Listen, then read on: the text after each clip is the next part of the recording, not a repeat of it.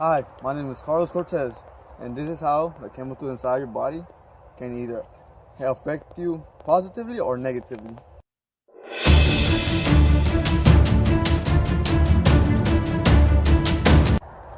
Okay guys, so today the first lesson of the day is the effects of oxygen on our human body. Oxygen is all around us. It makes up 23% of the atmosphere in the world. And yet when we breathe, we only consume 95% of that oxygen. The other 5%, the other 5, that's a small number, but it can make a big difference inside of our body.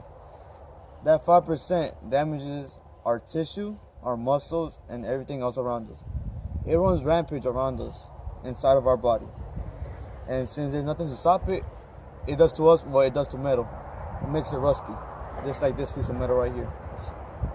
The 95% that actually enters our body correctly helps with keeping our muscles full of oxygen, our blood full of oxygen, and it also helps create energy.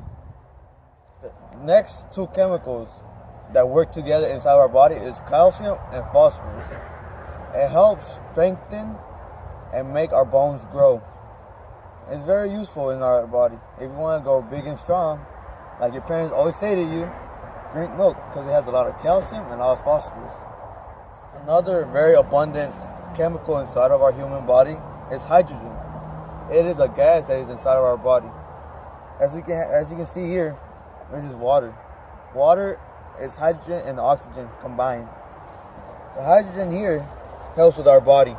Some scientists believe that hydrogen is the key to slower aging. They believe that the older we get, the smaller the puddles of hydrogen we have inside of our body.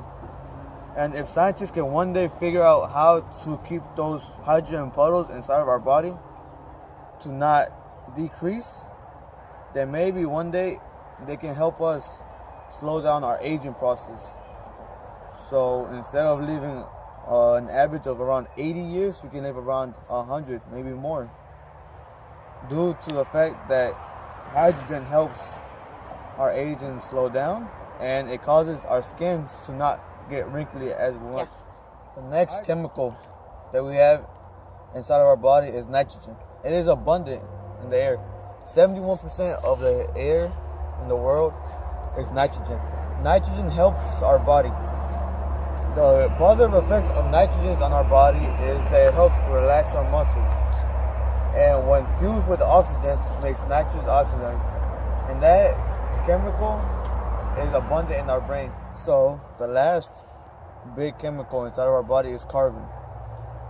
Carbon is a part of a chemical compound called glucose, which is abundant in fruits like apples, pears, and all that.